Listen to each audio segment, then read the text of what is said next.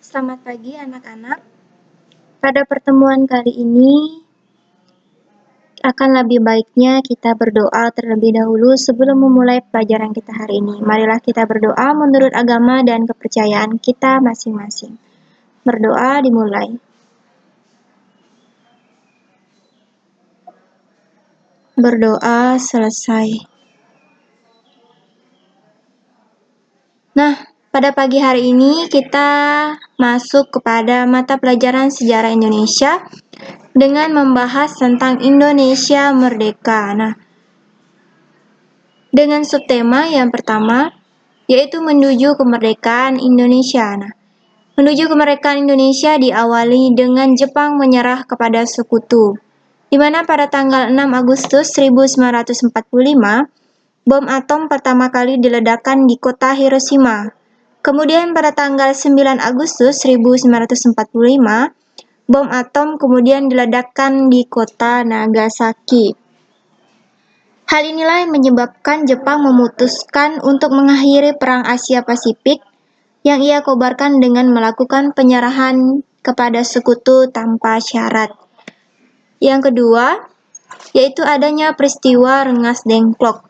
Nah, peristiwa ini saya kira sudah tidak asing lagi bagi kalian, karena di pelajaran SMP juga ada.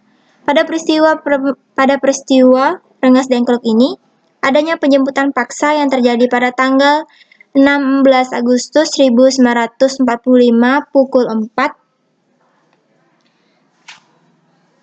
terhadap tokoh Dwi Tunggal yaitu Soekarno-Hatta oleh golongan muda yang dibawa ke Rengas Dengklok.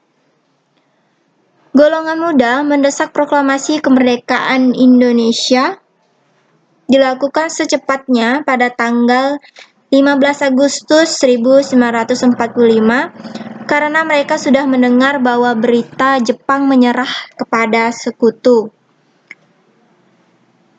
Setelah peristiwa Rengas Dengklok, ada lagi yaitu perumusan teks proklamasi. Nah, lagi-lagi perumusan teks proklamasi bertepat di Rengas Dengklok, di mana Ahmad Subarjo memberikan jaminan kepada para pemuda bahwa selambat-lambatnya tanggal 17 Agustus 1945, Soekarno-Hatta akan memproklamasikan kemerdekaan Indonesia.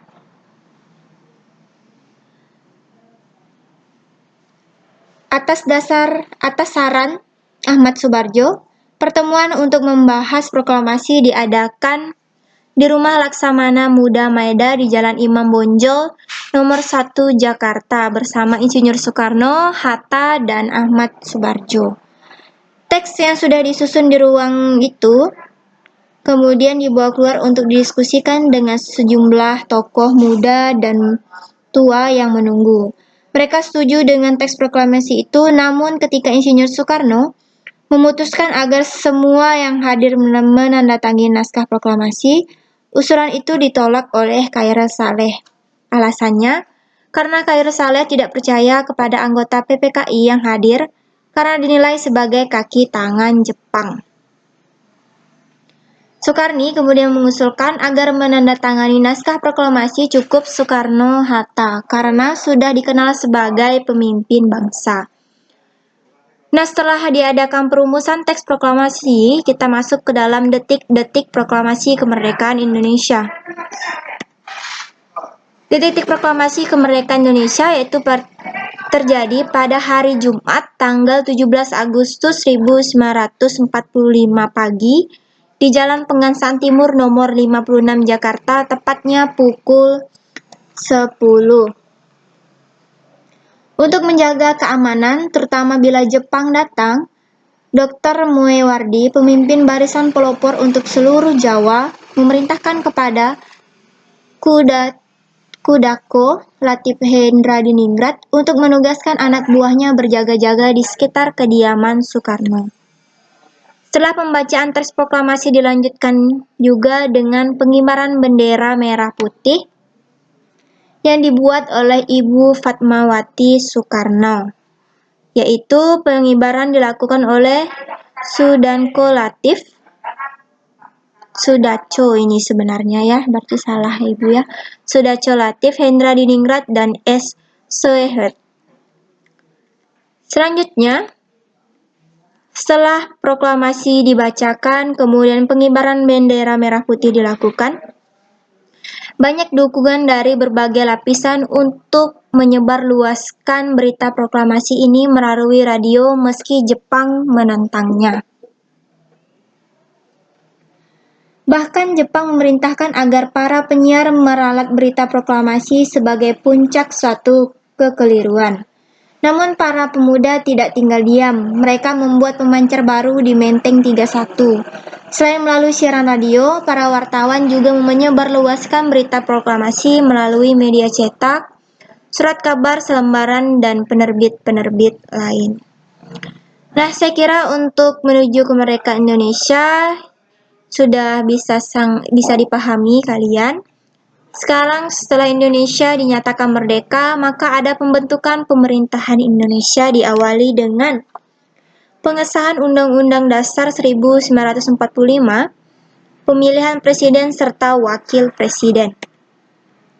Pada tanggal 18 Agustus 1945, rapat membahas rancangan Undang-Undang Dasar yang disiapkan oleh BPUPKI di Gedung Roadfund Indi di Prambon, Jakarta, di mana di situ mengesahkan menjadi Undang-Undang Dasar Negara Republik Indonesia tahun 1945 dan disebut Undang-Undang Dasar 1945. Selanjutnya membahas pasal 3 aturan peralihan. Dalam sidang tersebut, Otto Iskandar-Natta mengusulkan agar pemilihan presiden dan wakil presiden dilakukan secara aklamasi. Ia sendiri yang mengajukan bahwa Insinyur Soekarno menjadi presiden dan Muhammad Hatta menjadi wakil presiden.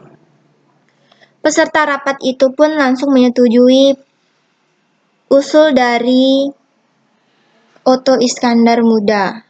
Selanjutnya, Insinyur Soekarno dan Muhammad Hatta dilantiklah menjadi presiden dan wakil presiden Republik Indonesia. Nah, setelah dilakukan pengesahan undang-undang, kita masuk ke dalam pembentukan departemen dan pemerintahan daerah. Rapat dilanjutkan PPKI tanggal 19 Agustus 1945 membahas laporan panitia kecil yang beranggotakan 9 orang yang diketuai oleh Otto Iskandar-Natta. Rapat tersebut membahas tentang pembagian wilayah NKRI, di mana wilayah NKRI dibagi menjadi 8 provinsi. Bisa kalian baca di buku 8 provinsi yang dibagi oleh NKRI itu apa-apa saja. Kemudian kita lanjut kepada pembentukan badan-badan negara Indonesia. Lagi-lagi PPKI kembali mengadakan sidang pada tanggal 22 Agustus 1945. Dalam sidang ini diputuskan mengenai pembentukan Komite Nasional Seluruh Indonesia yang berpusat di Jakarta. Komite Nasional Indonesia Pusat diresmikan dan anggota-anggotanya dilantik pada tanggal 29 Agustus 1945 di Gedung Kesenian Pasar Baru, Jakarta. KNIP diketuai oleh Mr. Kasman Singodimedjo, sedangkan walinya yaitu Sutarjo Kartohadikusumo, Mr. Latuhari, dan Ada Malik. Setelah pembentukan badan-badan negara, selanjutnya ada pembentukan Kabinet Pemimpin Daerah. Pada tanggal 2 September 1945, Presiden Soekarno menindaklanjuti keputusan PPKI dengan pembentukan Kabinet pertama Indonesia lengkap dengan personilnya. Selain pelantikan para personil, pemimpinan kementerian dan lembaga tinggi negara, Presiden Soekarno juga melantik personel dari 8 provinsi yang dibentuk tadi.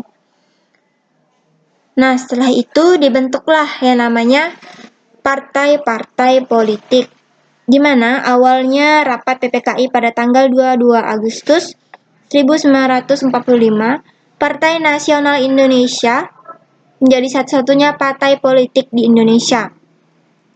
Namun setelah dikeluarkan maklumat pemerintah pada tanggal 31 Agustus 1945, Gerakan PNI ditunda dan segala kegiatan dicurahkan ke dalam Komite Nasional, dan muncul lagilah maklumat Presiden nomor 10 tanggal 3 November 1945 yang menyebabkan di Indonesia muncul berbagai partai politik baru.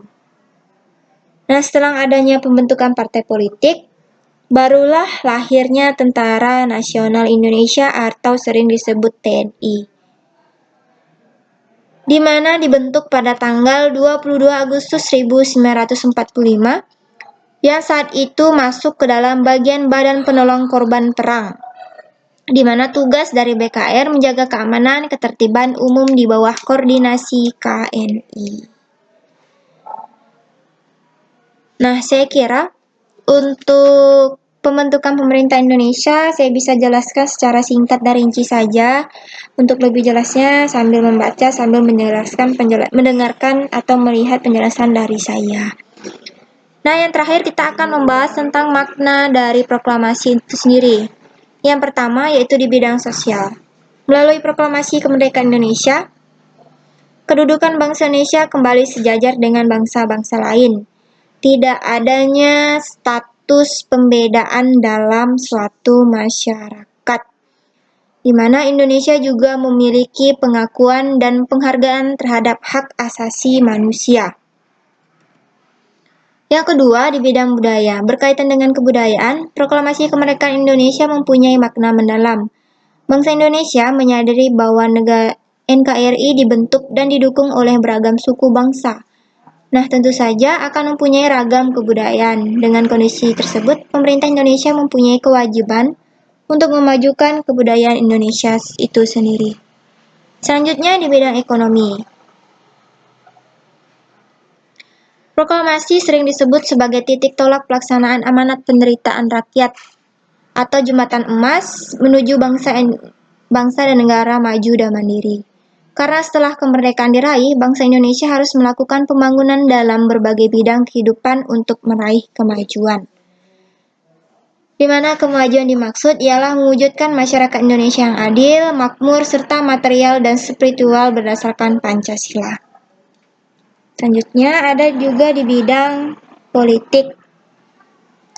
Proklamasi kemerdekaan itu sendiri sebenarnya merupakan keputusan politik karena memiliki tujuan utama untuk memberitahuan kepada dunia tentang lahirnya sebuah negara.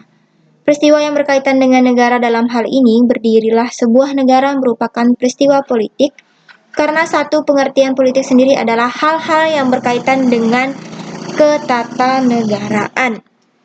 Nah, yang terakhir itu adalah pendidikan. Proklamasi kemerdekaan ini juga memberikan kesempatan untuk maju kepada Indonesia dengan memperoleh pendidikan terbuka seluas-luasnya, di mana pemerintah berupaya memenuhi kebutuhan pendidik dengan membangun gedung-gedung sekolah, mencetak tenaga-tenaga pengajar yang profesional, menyediakan buku-buku dan kurikulum yang berkualitas, serta beasiswa bagi siswa yang tidak mampu ataupun siswa yang berprestasi. Nah, dilihat dari makna proklamasi, hal ini sangat berpengaruh sekali bagi bangsa Indonesia setelah Indonesia dinyatakan merdeka. Nah, saya kira pembahasan kita hari ini cukup sampai sekian. Jika ada yang kurang jelas atau jika ada yang ingin ditanyakan, bisa ditanyakan melalui via WA, SMS, telepon, ataupun datang ke sekolah.